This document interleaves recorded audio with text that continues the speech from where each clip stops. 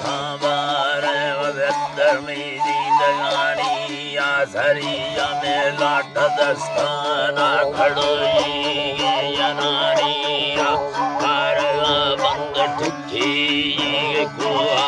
रुस्तयानी या नहीं तमिंड सावणी नो नमीनाड़ी रुस्ता चोदे गवानी या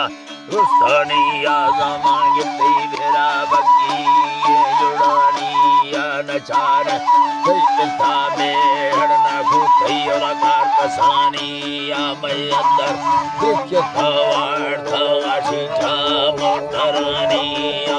पिंडे मानी तकान मस्ते याला सुंदा की जहानी या नमनी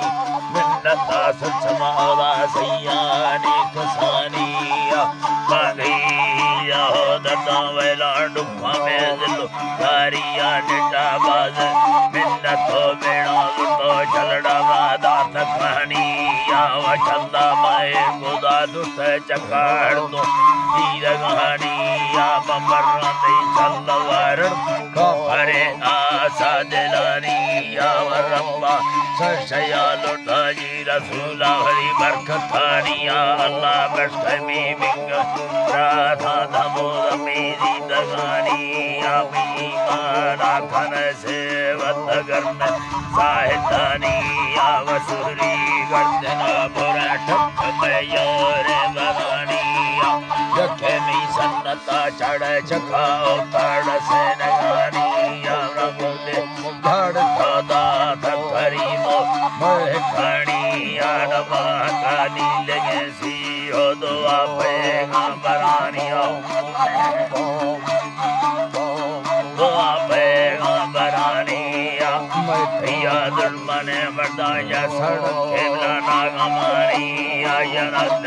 जब सफा संगड़ो हुकुम पैगंबरानी या मलाके जाबे बंदा गुचुरको के जवानी या मसेना सब करा भिड़ा डठा दंगा दुर्मनानी या मफंगई या रवानंदा खंबाश खानी या वर्ष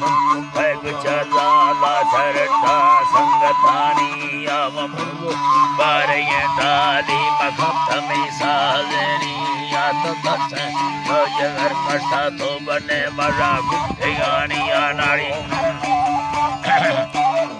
में बड़ा गुठेगानी या वो नारी का संगता गोर चखारा मसले हानी या मिनाड़ी का मेरा ब्रोजकावा खिलानी या रवा घड़ोदा राम जिले बोल खानी या बिरादर भगोल में आए ने बादाम सरानी या बारे दाती सट खड़ो भी था बगला बुर्द खानी या खैमारा भागुरा भी ढली गटी कंगनानी या खिड़खड़ गई रजा दानी भलो भारत कहानी गठी गोड़ी बुरा गई या दफाई कंदगानी या नजरा नचेंगे नी नयारी लाटसानी या ढगा फल कंदगा लोड़ा वडीला चेहरावानी या अरे संपदे मड़कुदर या गिन मकारा किस्मतानी या बारे लड्डा नाचय बिका बुगाड़ी या सैले हानी या मिंडा तो फोड़ मगर जली दमाना मुरानी या नेटा संबे सर कुथा थीगी हमारी तेने लखानिया मैया रा कुथा पैगा लफंगा को सरहनिया नरो शेवरा का खने बिल्ले दबा होसा या नानिया ये चारो शादिया मेरा बसगा फसवानिया मतलब की दिल मसेरी तैसा मकाया जिंदगा थी या वही चले जारी बाटा कोता थी जिंदगानी या फलाद मैं बाल खानग में नारी रबड़ले कुर्तानिया ला